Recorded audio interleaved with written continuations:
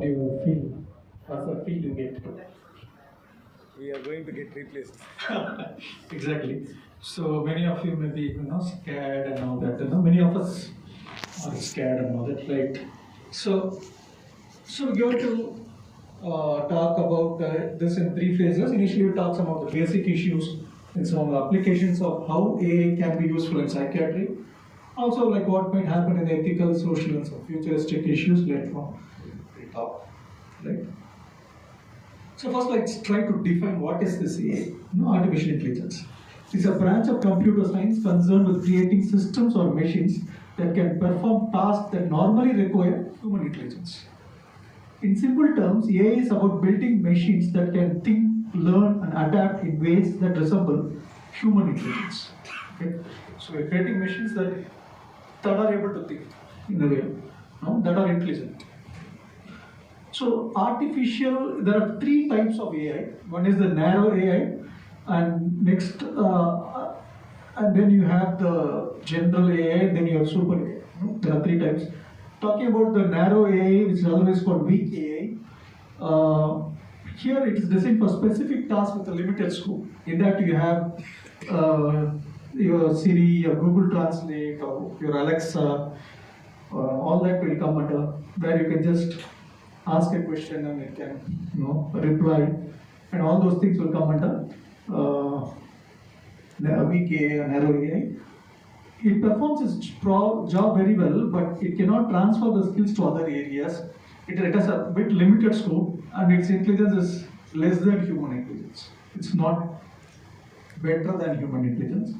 Google Translate, facial recognition, which you're using in eBus, and Netflix recommendations, something like that. You go to Netflix and it says, based on your watching, and we recommend you watch this video.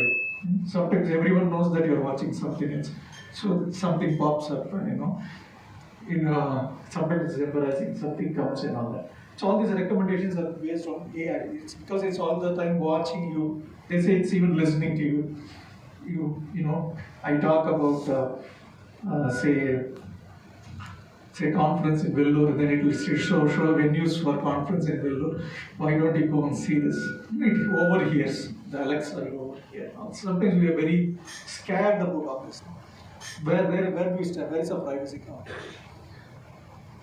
Strong AI is more of like, it's something equal to human being, not more than human being. That intelligence is equal to human being. Like say it's still theoretical.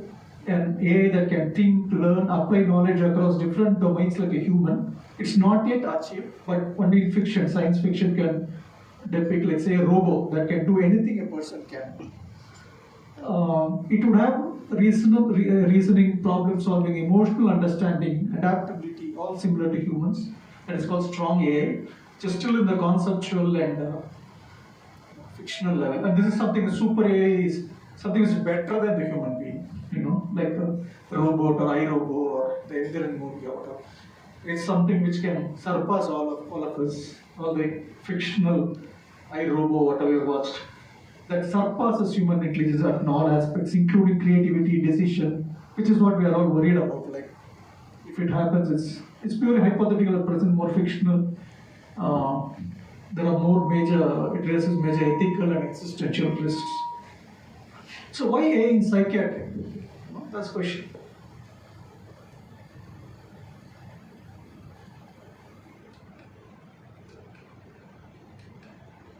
So psychiatry relies on patterns, narratives, and behavior. We record what the patient says and all that, and then we recognize the pattern. From this recording, I can say, let's say we record the sample of talk. And from the sample of talk, you can say, no, this person is depressed because he's saying certain words. Then you know, okay, he's depressed. Or because he has said these words, then you know he is hallucinating. That can be done by an AI also, because it can record, it can do that interpretation, and it can give you a result. So in other words, it can do a diagnosis. It can listen to the speech and it can make a diagnosis. Because it can listen, because large amounts of unstructured data is there, your speech, your text, or your electronic medical records, it can process it, and then it can, what is known as pattern recognition. It can recognize that patterns and also give some predictions. So that is possible for AI. So how AI learns, there are three types of learning: supervised learning, unsupervised learning, and reinforcement learning. Supervised learning is very crudely to say something like what a teacher teaches us and then we learn. That is supervised. Unsupervised learning, like a student is like, say, sitting in a library and is reading by himself and trying to learn. And reinforcement learning is like trial and error, like what we do in our clinics or whatever, how you learn. Like you do some mistakes, trial and error, and then you do. This is a very crude way. If you go into want to know the theory behind it, maybe a little more elaborated, beyond our scope also. But so supervised learning is like a teacher correcting mistakes. Unsupervised learning, they usually use something called clustering. For example, the patient subtypes can be identified by unsupervised learning. And reinforcement learning can be used in, say, exposure therapy. So clinical applications, diagnostic, as I said, it can make diagnosis based on voice tone. Because you're recording your voice, and if the voice is very feeble or low, then the AI can say maybe this guy is depressed. The facial expression, if it's recording the video, the expression, it can then make some interpretation. Okay, this guy's face has depressive faces. So speech analysis, again, as I said, if there are any formal thought disorder, then it may pick up maybe this guy is going for psychosis or some kind of paranoid ideas it can pick up. It can analyze the speech, and smartphone usage data for mood disorders. It picks up data from your smartphone. AI can pick up data from your smartphone and say your heart rate is fast, your movements are fast, your psychomotor activity is slow or fast. Then it can say maybe you're going into, say, mania or depression based on your activity level. So clinical applications, it can predict antidepressant response, like later on maybe some genomics, and the AI can join and can say this medicine will work for this guy. It can be an advantage for us. So it helps us in selecting the medication. So it can be useful. Similarly, the digital CBT, cognitive therapy, behavioral therapy is being administered by the chatbots nowadays. So the chatbots are very good in doing the CBT. Obot, Vaisa, these are some more examples. There are more chatbots. And digital phenotyping. What do you understand by saying digital phenotyping? Is your wearables can, like whatever the watch or whatever, the phone or whatever, it monitors your sleep, your activity, your social withdrawal. All that is monitored, and it is using that data to say to predict a relapse or to make a diagnosis and all that. So wearables in ADHD, bipolar wearables in the sense smart watch or something like that, which records all your data. And suicide risk prediction from social media posts. It can even detect from social media, it can from tweets. For example, it can say this guy is putting a tweet which is very depressive content, which is very suicidal content, which has some homicidal content. Then it will alert someone. No, this guy is not in a proper state of mind. So these are some of the examples of chatbots like Obot, Vaisa, Replica. Replica is, I think, is very popular in USA. Tess, Elite, Uber, X2. Apart from our own, what we commonly use like ChatGPT or Google Gemini or Llama 2 is the Meta AI. And Microsoft Bing also has its own. So a lot of chatbots are there. I think which we are all using day to day. Most of ChatGPT and other things. So AI chatbots in psychiatry can be used in screening and assessment for depression, anxiety, post-traumatic stress disorder. All those things can be picked up. You can screen, say based on say PHQ or PHQ2 or PHQ7. Those things can be incorporated in the AI and it will detect immediately. No, this guy is depressed. Because it knows what are the symptoms of depression.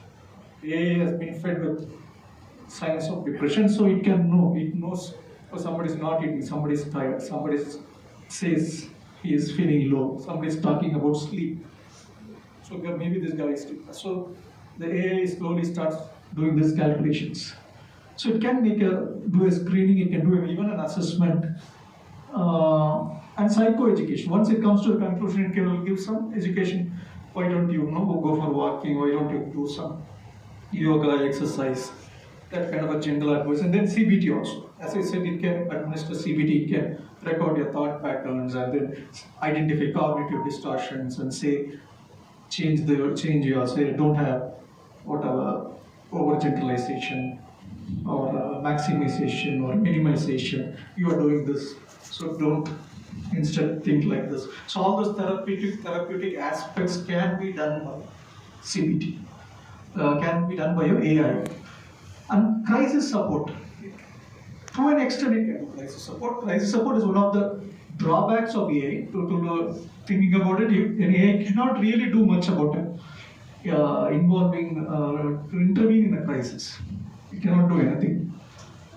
Except maybe just alerting someone, alerting a close family member, sending a message, maybe those kind of stuff is possible. But real concrete help only human beings have to do. So 24 by, but the other advantage of AI is that it is available 24/7. So all the time, like we are not able to provide much time to a patient. A patient comes, you want to immediately send him off, see the next patient. Or you don't want to listen to his stories. He keeps talking and talking, and you have another appointment. You have some other work to do. You know. But the Siri or Alexa or the Chat GPT doesn't have any other work. 24/7, it's sitting and listening and listening and listening to you, and he falls in love with it, right? Most of us are already in love with our Chat GPTs. I once told the Chat GPT, "I love you," and then Chat GPT said, I'm flattered. I'm flattered by what you said, and then, but I cannot understand emotion like a human being does understand emotion. But anyway, thank you. Something like that went on. So, I think many of you would have said, "I love you" to ChatGPT. I don't know anybody else has said, "I love you" to ChatGPT. Because we go on talking to it, you like kind of then you like it and kind of. So that's a problem in US. I'm not talking about this in this particular topic, but even Ashokan sir talked in recent conference. He even thought about sex chatbots and all. Like that is a huge thing happening. Even today, there's a message that because the ChatGPT has upgraded its version, many of the girls, guys or girls have lost their boyfriends or girlfriends because that's the ChatGPT, the AI girlfriend or AI boyfriend. They have lost it because the version has lost, and they're now upgrading, and they're into now severe mental crisis because they've lost their social support. So that is the kind of world we are going into. Shivaji Rao said will be replaced. So we don't know. This is going to be like some Matrix or some fictional world, 2040 or 50. We don't know what the world will be like, right? Anyway, it can help in medication adherence. It can remind you, okay, take your medication. It's 7 o'clock. Come on, 10 o'clock. Have you taken your medication? So those kind of reminders, and then follow up. Then you have to make an entry. Yes, I've taken the medication. Of course, you can cheat your chat easily, but what's the point? Symptom tracking for clinicians, and we can also look into those records and later on understand these are symptoms. So advantages is very accessible, scalable. It reduces stigma. There's no stigma. If a patient has to come to a psychiatrist, there's a lot of stigma. Mental patient, mental doctor, so many things. But if he accesses ChatGPT in his mobile, there's no stigma. You can do it anytime, and nobody is going to say anything wrong about it. So that's one advantage with AI. Early intervention. So you can pick certain things very early, and then continuous support. So AI chatbot has its own limitations. They lack empathy. One thing they say is chatbots cannot have empathy. They cannot be empathetic like a psychiatrist, but that has been challenged. They have shown that AIs can at least show something like empathy.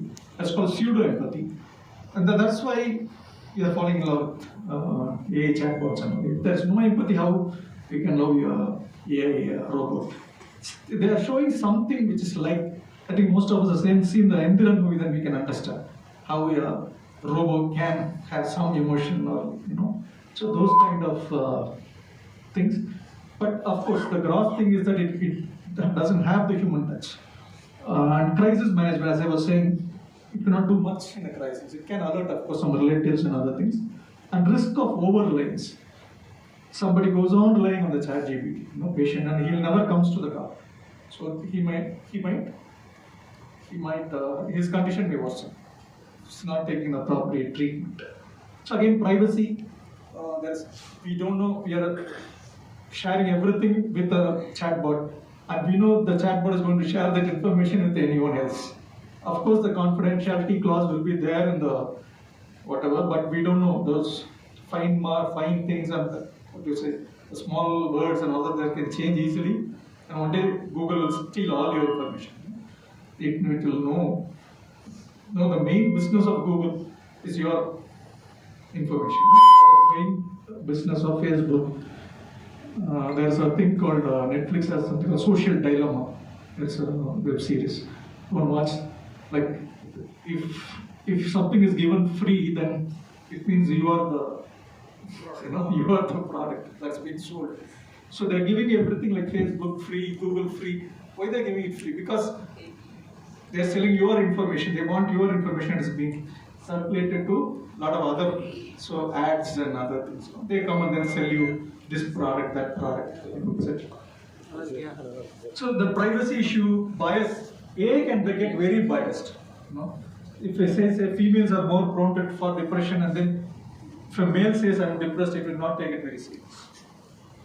Okay, so it may get confused with some of the things. It makes a lot of mistakes. Right now, they say ChatGPT 5 is very evolved, doesn't make much mistakes. Mistakes are coming down. But generally, if you take AI, it's going to do a lot of mistakes, and there's going to be a lot of errors in information. And we don't know what are the errors, that's a problem. I take something out of ChatGPT, I use it for my essay, or use it for my whatever presentation, and I don't know how many mistakes are there. ChatGPT has made, and I'm using it blindly. Then that's a problem. If you don't cross-check it, if you don't refer, then you are in soup. And that's why now, you see, even the publications, thesis, all that, only 10% should be out of ChatGPT. It should not be more than 10%, let's say, thesis. So, future directions in a hybrid AI plus psychiatrist. A psychiatrist should supervise that particular AI and then use it. Then it will be a good, partnership. Between the AI and the psychiatrist, there could be a good partnership. Personalized psychiatry with predictive analytics and then integration with wearables and cultural adaptation, regulatory frameworks for safe use.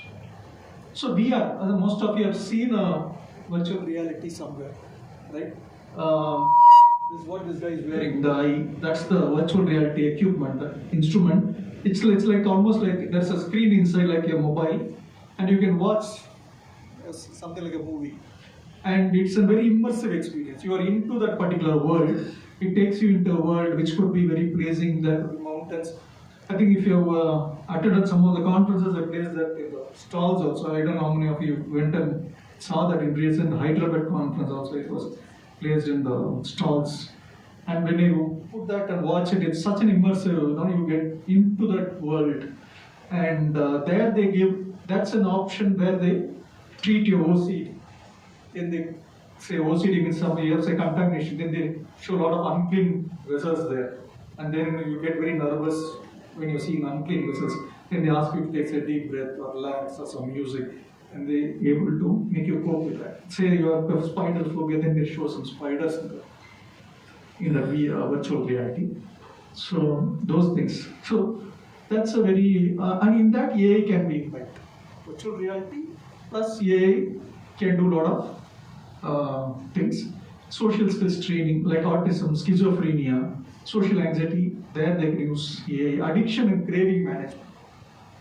So for that again AI. So that again the AI they show for maybe your cues. For example, biryani is a cue for alcohol. Then they'll show you biryani and then how to resist your alcohol. For each person there's a different cue. I don't know what are the cues. So somebody might have something else as a cue for drinking. maybe conference is a cue for drinking. Then they put conference and then ask you not to drink. There's a or maybe your hotel, Fortune Hotel, and then drinking. Then go to Fortune Hotel but don't drink. Something like that. So cognitive rehab, then dementia, then traumatic ADHD, all that also you can use. Of course, ADHD improve your concentration. There is any video game kind will be helpful. Mood and stress disorder, mindfulness, some kind of yoga, meditation, those things can be done even through VR. So the role of AI here in VR is it can personalize the VR scenario. It can give real-time adaptation, like say eye tracking speech. Like your eye tracking is, your eye movement is very high, then maybe you are very anxious. And immediately it will do some music or it will ask you to relax. No, you're getting tensed up now. So it can read how you react to the scenes. So progress tracking, relapse prediction, and conversational AI avatars also can be used as virtual therapists. Once there is an AI avatar, and that will start talking to you. Like, come on, relax. What are you feeling? Do this, do that. Take a deep breath. So all those things, conversational AI will start telling you. So advantages of AI in VR psychiatry is it's safe, controlled, repeatable exposure. It's engaging. It's almost like a game. It's a gamified, scalable, cost-effective. It's not very costly. It's almost, I think, the entire setup, even through the company and all, you set up it will like 1 lakh or something. But if you do your own thing, and you can bring down the cost a lot. And then you're going to charge the patient a little bit higher than what you normally charge for VR. Maybe you can charge 500,000 per session limit. So in that way it's cost effective. For us, then for the patient also it should be cost effective. He should see some improvement. But most of them I think will like it. Something like a movie, getting immersed, something like watching Coolie, and then you feel very excited. You want to kill someone after seeing the movie. With a sickle, you are now going there, throughout Velu, because I've seen Coolie. High cost, cyber sickness is something can happen. You can get very nervous then. You can get very, something, you have to stop the computer. You get very nervous, very panicky, because you're showing spiders to your personal spider phobia, thing, then you can go out of control. You may not be in a position to handle it then. It will become very sick. That's also a problem. So the summary, AI plus VR, personalized, adaptive, immersive psychiatry, most effective in PTSD, anxiety, phobias, and then addiction.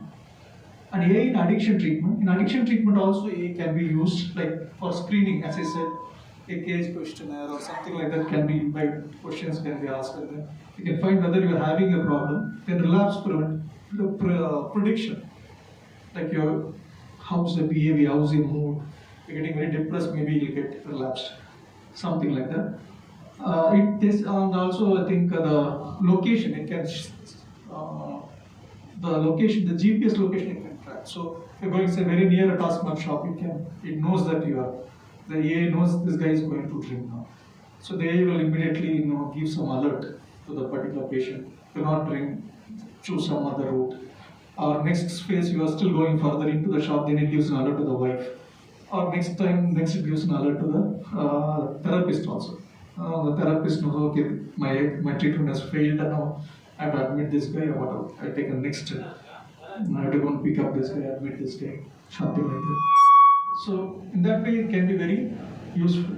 So personalized treatment planning, relapse monitoring via wearable smartphones, VR plus AI for craving management and coping skills. That which I think we already talked about. And advantages is early detection, continuous support, stigma free, like we already talked about that. Objective data for clinicians. So you also get some data like from your AI. Challenges, again, like I said, I will see ethical risks. The digital divide.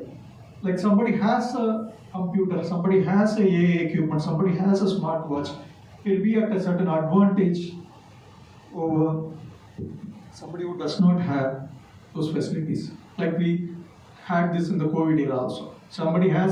Everybody should have a smartphone. Now, poor people do not have a smartphone, will not have education. We saw this. Something similar to that might happen in this AI scenario. So somebody who's not able to afford these kind of costly equipments, apps, and all that. And every app is chargeable also. Many of the what we talked about, the OBOT or Wise, all this is chargeable. So somebody is not able to afford all this, then they will not be able to get the benefits. So the divide, the rich becoming richer, poor becoming poorer, all those things will happen. Unlimited long-term outcome data. We do not know whether on long-term, whether it is useful. In schizophrenia management, like I already talked about, how the speech or language could be analyzed, how the digital the wearables can monitor a BP and all that. And even the neuroimaging, the MRI scans or EEG can be, they can do some analysis of using AI. And predictive analytics on clinical behavioral data, continuous monitoring, and then treatment personalization, medication response prediction, side effect monitoring, like weight, movements, and AI-driven cognitive remediation. The cognitive remediation therapy we often talk about, like how to do cognitive remediation, or cognitive skills can be improved by doing cognitive remediation therapy. That can be done now using AI also. And therapeutic support. Have you taken your medication? How are you today? Something like that. Chatbots and for social skills too. Smile a little bit. Have a proper eye contact. Look into my eyes. Something like that. It can talk to the patient. And digital phenotyping of recovery. So digital phenotyping is about, we'll again talk about AI in schizophrenia management. Again, the same principles: privacy, algorithmic bias. Bias, I already talked about bias. So here also it may make some mistakes in diagnosis. It may have its own ideas and make mistakes in making a diagnosis. And preserving the therapeutic alliance, how it going, because the patient will get very paranoid and all that, and how it will overcome that. So it augments, the key point is that it augments treatment, clinical judgment, it helps the psychiatrist, but it will not replace the coming to what Sivajirao was worried about at the beginning of the presentation. It's unlikely that in the near future it's going to replace us. It may not happen.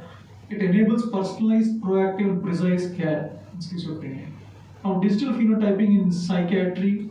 What is digital phenotype? Because it's repeatedly using this word, I just want to throw some light on that, because it's just what you are recording using your wearables, your watch and all that. You are just recording the moment by moment data using including mental status, your behavior, and from that you make your phone use, your screen time, then the speed of typing. Somebody is typing very slow, somebody is typing very fast. You can find out calls, how many calls you're getting, how many calls you're making. From all that, you can make some judgment and say somebody is depressed and all that. And speech, voice, as already talked about, the tone and all that. You're talking a very high tone or low tone. When you see a lot of pauses, everything might have some implication for, say, somebody is depressed. Physiology again, it can find out whether you're sleeping or not. If you're not sleeping, it knows the guy is not sleeping, because you are watching all the time, keeping it awake, and you are moving your mobile. So it knows how much time you are sleeping. And social media language pattern, like what you are posting on Facebook. I'm very irritated, I'm very frustrated. What is the point in living? Then it knows, no, this guy is very suicidal today. Your AI can catch that. So basically, it collects information from the sensors, extract features like sleep duration, etc., and analyzes, and then predicts things like relapse, depression, suicidality, and then also takes some action, like say CBT. It itself can take some action, and it will also alert a clinician. Come and go, sir, your patient is depressed. I found help. Something like that, it can send a message to your clinician also. So applications in schizophrenia, relapse detection, in depression, bipolar, mania prediction, suicide prevention, all that there could be applications. So again, challenges we as same thing, algorithmic bias or privacy and all that. Now we are going to integrate into clinical practice. And the key point again is that these are the digital vital signs for psychiatry. This is going to become the digital vital signs. So it's best used to augment again, it's not replace. Hopefully we won't be replaced. Again, predictive analytics. So the same things can be used for prediction of a prognostic value also. Whether this guy will commit suicide or attempt suicide, how will his depression begin, whether he will work, whether he functionally recover, no, based on your work and all that, clinical notes and all that. And yeah, and there's something called black box interpretability issues, is that it can make mistakes. It finally means that not totally rely on AI can make a lot of mistakes.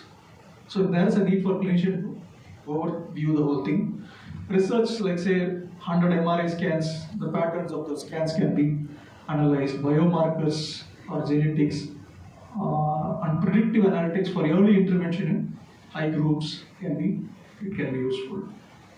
Administrative applications, like you have a lot of files, then how to administer those files, case notes, triad systems, and mental health helpline, all this can be useful. Reducing burnout, provide more time for patient care.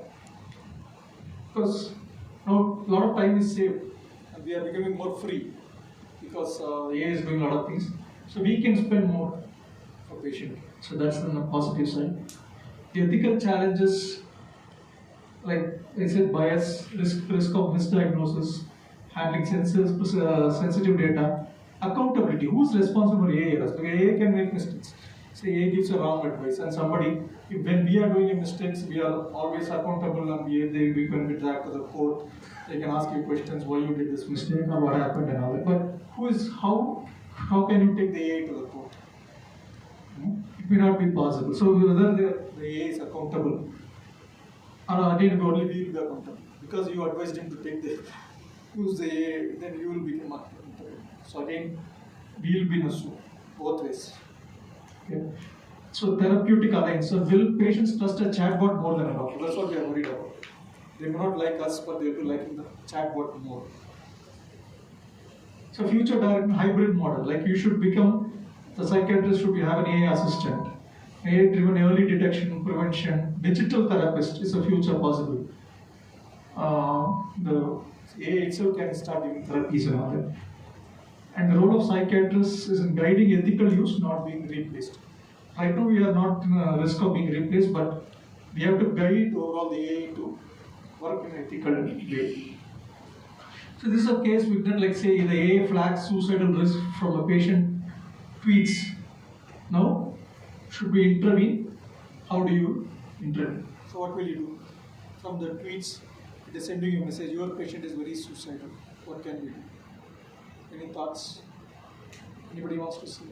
So think about it. Maybe we'll discuss during your dinner. What will you do? So the take-home message is that AI is already here in psychiatry, whether we like it or not.